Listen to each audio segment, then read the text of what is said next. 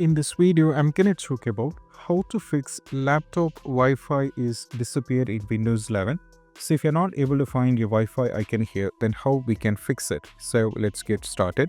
So what you need to do is the first and foremost step is all about we have to go over here, search here for services, and what you need to do is you have to click on the services here. So once you click on the services, just wait. From here we have to scroll it down all the way down and navigate to WLAN auto config. So keep scrolling down and navigate to WLAN auto config here. So you'll be able to find it. So this is WLAN auto config. So right click and go to the properties.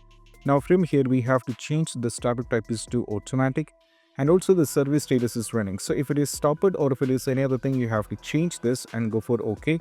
And once you're done with this one, what you need to do is you have to close this and go over here, search here for device manager, and what you need to do is you have to click on this one.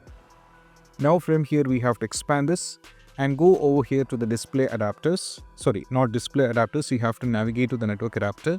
Find your Wi-Fi card. So in my case, this is my Wi-Fi card. So right click and go for update driver. So first you have to update it, and also parallelly you have to disable this and you have to enable it back and you have to check, and that might work. Apart from this, you have to close it down over here and go to the control panel over here at the search. Now go to the control panel and click on this one. Now from here you have to click on the network and sharing center.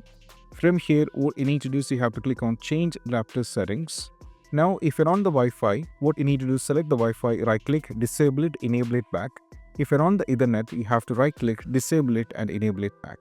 After trying with this, still if you're having the trouble, what you need to do is we have to go over here, search here for settings. Then what you need to do is you have to click on this one.